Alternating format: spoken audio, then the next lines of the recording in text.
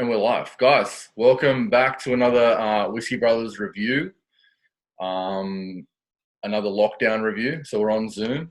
Exciting because we have a third person.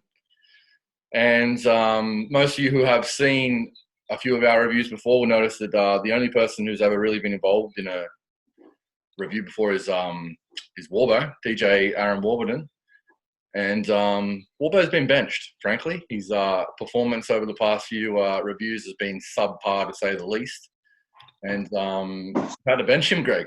We had to bench him. Well, I think we mentioned just before, I think for those who enjoyed the review, including Warbo, probably jump on that and save that video because it will be a limited edition, like all the whiskeys.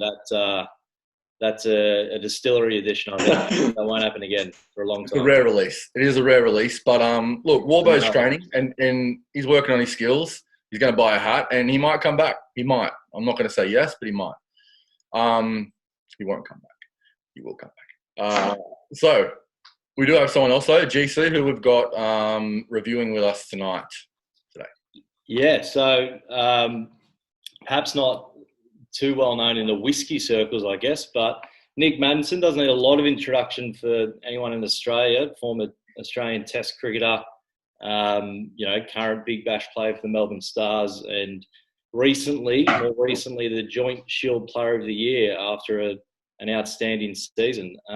But most importantly, above all of that, from where we're sitting, I guess the purpose of this video is that he bloody loves his whisky. And so it's great that he's here today, and we'll be reviewing one of the same whiskies, him and I. But just before we get to that, Nic, how'd you get into whiskey? Well, originally I wanted to be pretty cool, so I thought I'd taste a whiskey. But then a few years later, I never really had the enjoyment for it until kind of spending a bit more time with you, Greg, and started up our little whiskey club where we used to go around on Tuesday nights and try a few bars and sort of started a collection that way. And I went off it for probably the last couple of years and haven't been too frequent with it. But since the lockdown's been on and been spending a bit more time at home, I've been getting through a few bottles and finishing off some old ones and looking forward to open a couple of new ones come winter. Big time. I remember that actually. I hadn't even thought of the Wild Rover. That was that bar where they... It was, yeah. Down in Darlinghurst, a little Irish bar with the whiskey tastings and stuff on a Tuesday. We used to go for the oysters, but we never got there in time. No, never made the oysters. But that's like a speakeasy, I think. There's no signage or anything. And when you open the door, they all clap and carry on, which... that's the one. We're going to walk past it for the entrance. I wonder if I think we started a whiskey passport there, actually. Where Yeah. Well, I wonder if that's still there. I might have to check that one out. But... no, that was good. No, exactly. It might not be valid anywhere, but no, we don't worry about these things. But it may well be, might be valid. But no, we tried some really good ones there. That was good. Good fun. I must have missed that, so wasn't part of that. But it's all good. We just to give us an idea of what we're dealing with here, Nic, I thought I'd give a little cricket analogy so you can sort of let us know where you're at. So if you know anything about cricket, it goes sort of 5th grade, 4th grade, 3rd grade, 2nd grade, 1st grade, state cricket, international cricket. Yeah. How would you rate your whiskey prowess slash knowledge? What grade would you put yourself in, do you think? I'm not sure. Where are you guys putting yourselves? Because I need something to compare to. Can't answer a question. Another question. Yeah, like you're a guest here, Nic, so we'll do the question.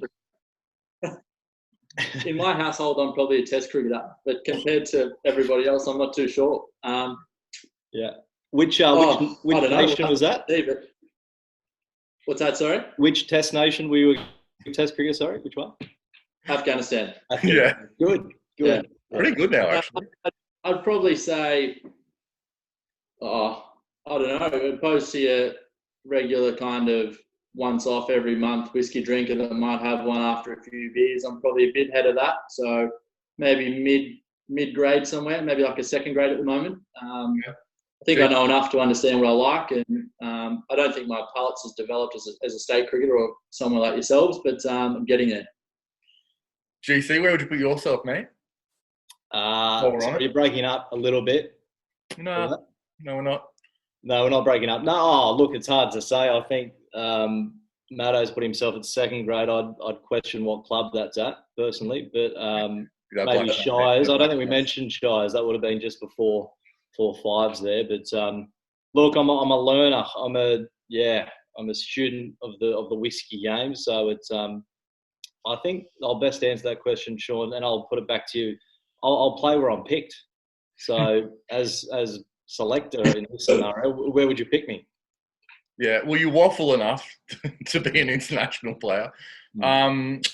Look, I'd put myself in twos, pressing ones. I'm pressing ones. I'm ready. I'm probably playing first grade, honestly, to be honest.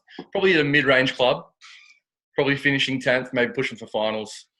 I'm in ones. I'm nowhere near representative honours yet, but we work hard, mate. You never know. Basing my selection, I had you two in the representative team, so that's why I'm basing it as a. So humble. Obviously, with your own Instagram following, nice I think you're in the rep. That feels good, doesn't it, Greg?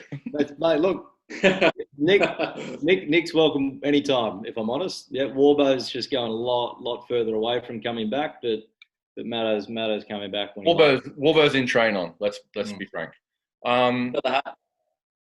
Yeah, I was going to get to that. So Thomas Shelby, you turn up in uniform. So well done. I'll take a nod to that, guys. Let's pour out our whiskies. Let's get into the review. Well, Nick and I have got the Kilkerran from Glengyle Distillery. A couple of little interesting things about this place.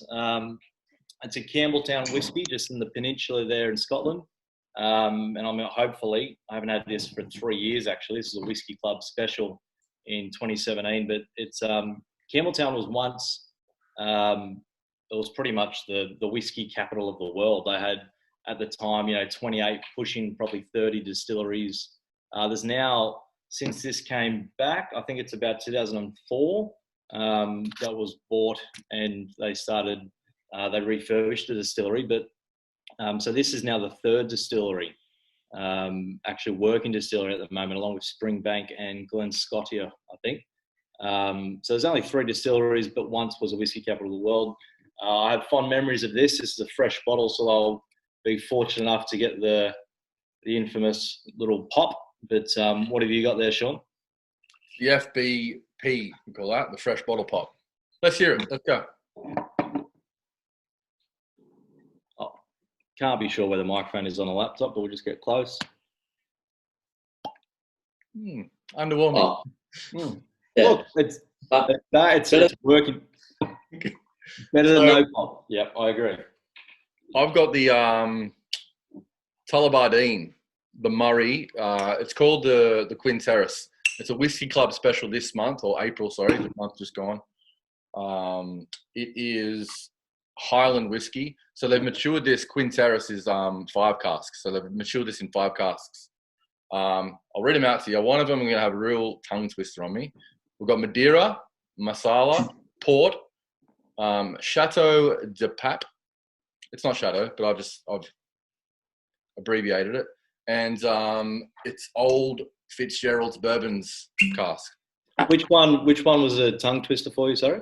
I said Chateau. It wasn't Chateau. It was, it's a longer word than that. I've abbreviated it. So this is, this is the old bottle pop. Much better. I'm excited about this one. I have tasted it. I haven't obviously reviewed it, but what I tasted, I really, really enjoyed. So colour on mine, gentlemen, is quite a light gold, light amber. It's not easy to see all the time through a screen, but really gold and ambery. The legs on it are quite medium, so not thick, not thin either. Just they're there. They're there a little bit. And I'll get to the tasting I'll get to the smell in a minute. What sort of colour you boys got? Nick, what do you see there? What colour? I'd say it's quite light. I am looking through a light as well, but yeah, something pretty light, which I'm expecting to kind of match the flavour. I haven't had it. I did get it in the Whisky Club, as Greg mentioned, back in 2017. So it has been a little while. I've had it not too recently, but not too long ago either. So I'm really looking forward to it. But it looks nice and light and something I'm really going to enjoy.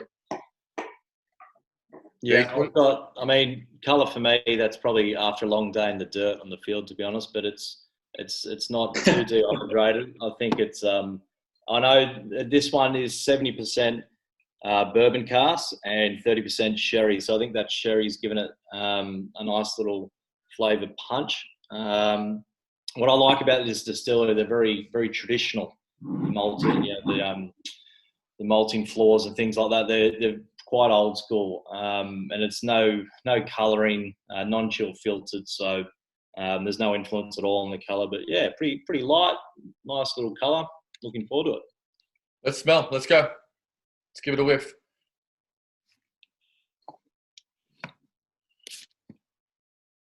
So you've got to go back to it a few times, as always. Make sure your mouth's open when you I always tell people this, make sure you smell with your mouth open. Just a little bit. You want it to go all the way through. If your mouth's closed, sort of just get clogged up in your nose. Oof. So because of the 5 casks that I've got here, you get an array of nostril dancing. So lots of chocolate, it's like, what does that smell? Fresh green apples. You know, like a green apple is different to a red apple. You must know that. It's definitely chocolate. It's definitely green apple. It's a bit of like marmalade-y sweetness to it as well. So, look, I'm going to bloody enjoy this. I can't wait to taste. What do you guys got? Yeah, you go. You're the guest. You go. Yeah, no worries. Originally, I felt like I hit with a bit oak at the start there, which is one of about 2 flavours I can describe. So that's kind of where I smelled it up. And a couple of times I went back, I felt like it was just got a little bit fruitier each time. So yeah, I really think I'm going to like the taste on this one. Yeah, so you've got the same one as me, Nick. Like it's not really like strong peaty or anything. It's more like a waft. So it's not smoky at all. Big difference to that, but like it's very organic. It's a very sort of mulch sort of smell to it for me. I actually read a tasting note this morning. Now that I've smelled it, and all I can't get it out of my head. It is toasted marshmallows, and I don't know if you're getting any of that, but it's just. I think that's that little bit of sweetness. Yeah, I think I haven't got the marshmallow, but I can definitely tell it is a little sweet. That's probably where I'm thinking of something like along the fruit line. So yeah, I can definitely. Have you got the toast for me? You don't have the marshmallow? Do you have the toast there? Is there a little bit maybe towards the end? But I thought that was possibly just like you said, a waft of the peat coming through. So. That's the beauty of whiskey, though. Everyone gets their own experience with it. So let's go. Let's taste. Cheers, boys. Slanjava.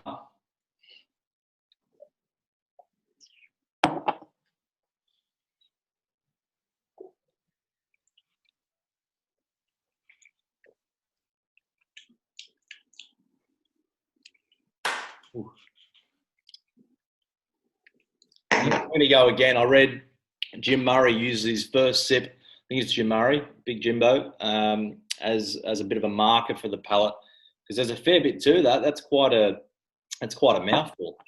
Yeah.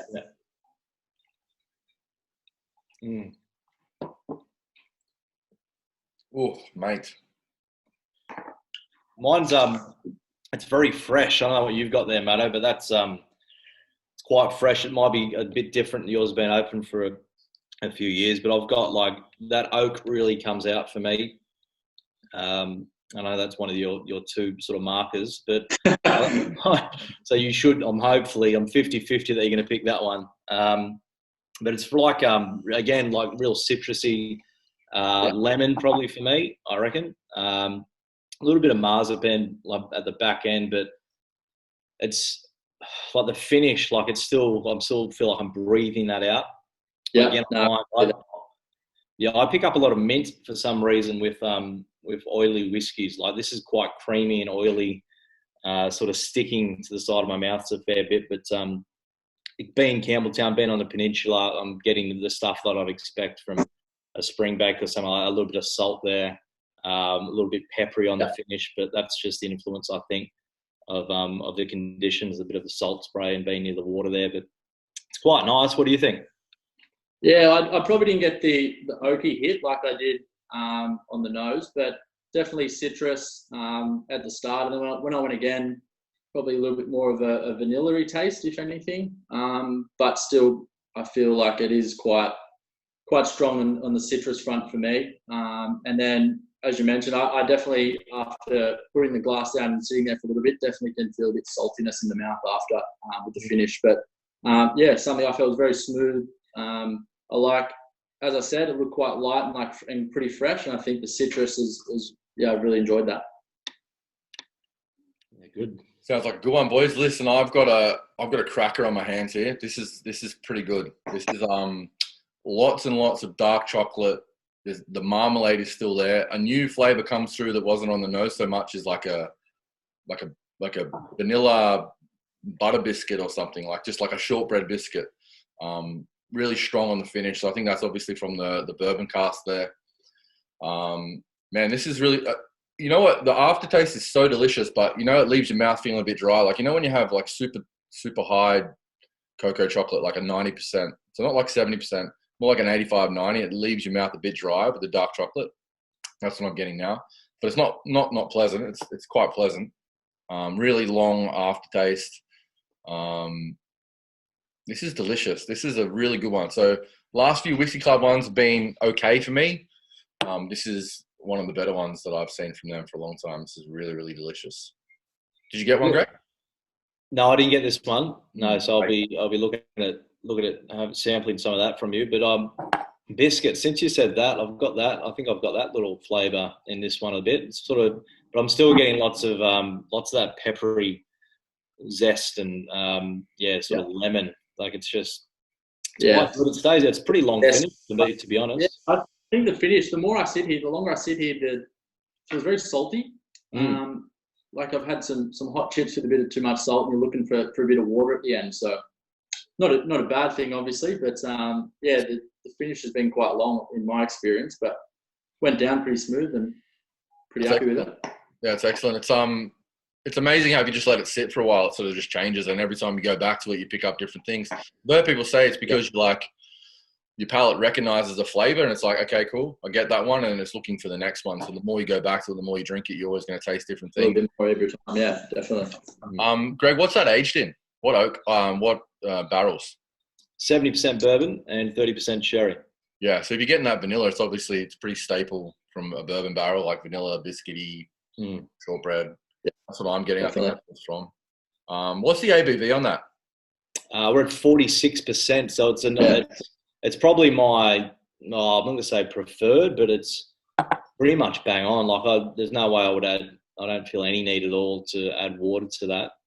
Sometimes 40%, it can leave you're left wondering what's that going to taste like at 46, 48%. I reckon that's perfect for this one. It's just pronounced enough with the flavour. It's still got that really nice, it gives it that really oily, creamy mouthfeel, and there's definitely no need to add water. What's your one? Yeah, same actually. Bang on 46. So yeah, 46, 48 for me is usually pretty good. I don't mind the stronger ones as well, like the more cask strength. I guess it just depends on what it tastes like and how much water I feel like adding. I definitely enjoy, 46 to 48 seems to be a sweet spot for me. But this is a really good one. So I'll let you boys score first because the guest always scores first. So Nick, we'll get you to give it a score out of 10, and then GC, you go, and then I'll give you mine. Yeah, lovely. As I said, I thought it was something at the start I was going to enjoy just by kind of the smell I got and the colour of it. So overall, very happy. I find myself wanting to go back for more as I've sat here. So I'm going to give that about an 8.3. Professional score too. Well done. Professional score.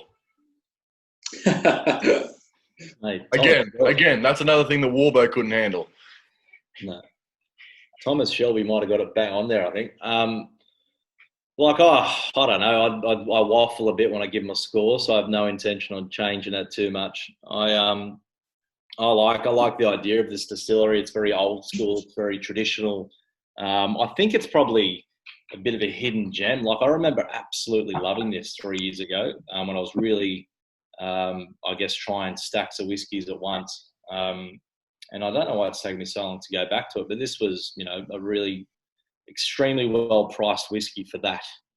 46%, no colouring, non-chill filtered, bourbon, 70%, 30. I think that price point for a 12-year-old with the finish that I'm still getting, and as Nick said, just wanting to go back, it's an absolute hidden gem. I think it was $99 I got it for, or something like that. So outstanding. 8.3. I'm looking at